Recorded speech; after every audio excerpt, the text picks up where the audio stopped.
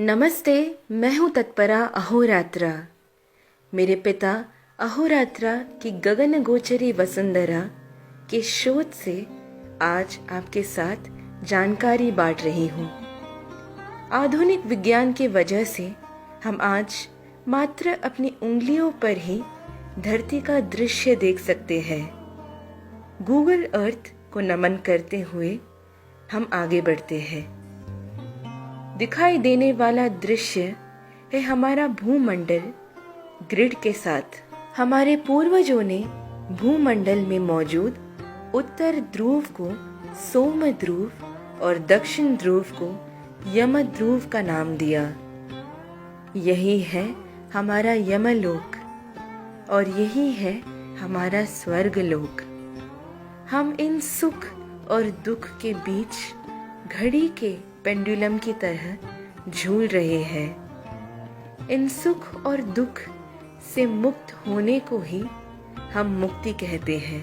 हमें हमारे पूर्वजों का एस्ट्रोनॉमी यानी खगोल विज्ञान पता चलेगा। गुजरात के नीचे के हिस्से को उल्टा देखने पर यह गरुड़ आकृति में नजर आता है। आइए देखते हैं कैसे। यही है गुजरात। गरुड़ का मुख पे नजर आ रहा आंख ही है हमारा जूनागढ़। गरुड़ के मुख से जुड़ा हुआ भारत के कन्याकुमारी तक का हिस्सा है इस गरुड़ का पंख। दूसरा पंख अफगानिस्तान से यूएई तक फैला हुआ है। इस गरुड़ के पूंछ के हिस्से में Assam, Myanmar, Bangkok, Hong Kong, Indonesia ये सब आता है। इतना बड़ा गरुड़ ही है श्री विष्णु का वाहन। गरुड़ के आंख में बसे हुए भवनाथ क्षेत्र में सबसे ज्यादा लोग शिवरात्रि मनाने के लिए इकट्ठा होते हैं। कहते हैं कि यह क्षेत्र भगवान कृष्ण ने माया के माध्यम से निर्माण किया था। निर्माण करते समय श्री कृष्ण उनके अत्यंत प्रिय मोर के पंख के आकृति में बनाने को कहते हैं। आप देख सकते हैं मोर के पंख के आकृति का जूनागढ़। गरुड़ के सर पे जहाँ ब्रह्मरंध्र सहस्रार चक्र होता है, वहाँ पर हमारा अति सुंदर सोमनाथ देवस्थान है। इसे वल्लभ भाई पटेल जी ने जीर्णोद्धार करके कलश स्थापना किया था। 1000 साल पूर्व गजनी द्वारा नाश किया गया था यह क्षेत्र।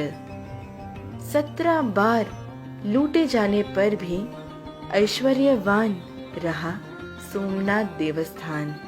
इस देवस्थान में एक अद्भुत खगोल विज्ञान है।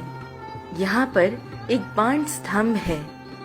बाण स्तंभ में एक बाण की आकृति है जो दक्षिण ध्रुव की तरफ मुड़कर दक्षिण ध्रुव की ओर इशारा कर रही है और इसीलिए इसे बाण स्तंभ का नाम दिया गया है।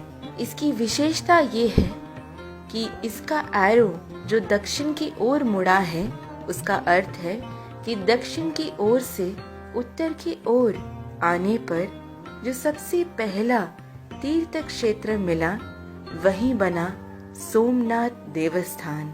आइए दक्षिण की ओर बढ़ते हैं। आप स्वयं ये देखकर आश्चर्यचकित हो जाओगे कि इस रेखा मार्ग में एक द्वीप भी रास्ते में नहीं आता है और ये सीधा दक्षिण ध्रुव को छूता है।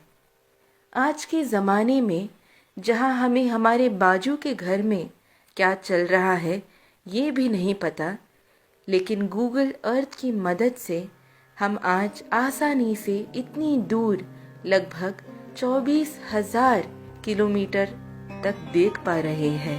यही हमारे पूर्वजों के शक्ति का संकेत है।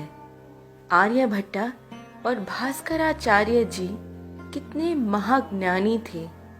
इस वजह से ही हमारे सैटेलाइट्स को भी उनका ही नाम दिया गया है।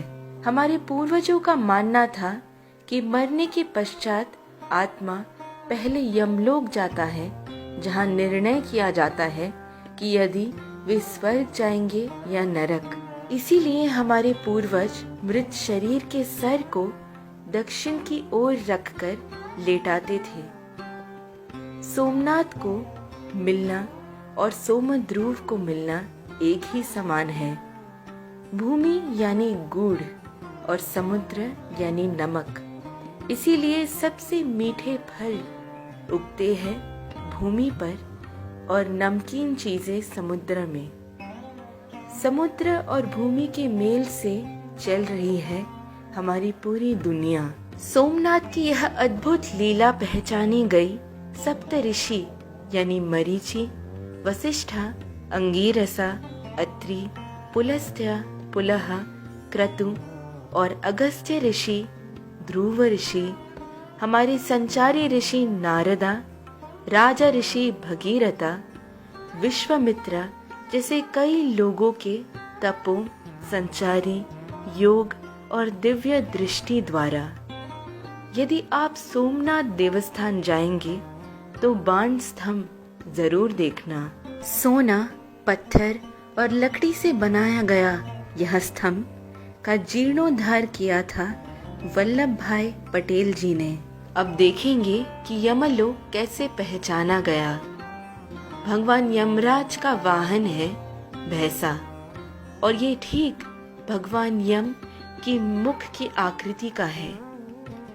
गरुड़ के सिर से आते हुए ये रेखा यमराज के सर से आकर मिलता है। भगवान यमराज विराजित है अपने वाहन भैंसा पर। आप भैंसा के आँख, सींग और मुख देख सकते हैं। ऐसे कई और जानकारी के लिए मेरे पिता अहोरात्रा द्वारा लिखी गई पुस्तक गगनगोचरी वसुंधरा को पा सकते हैं।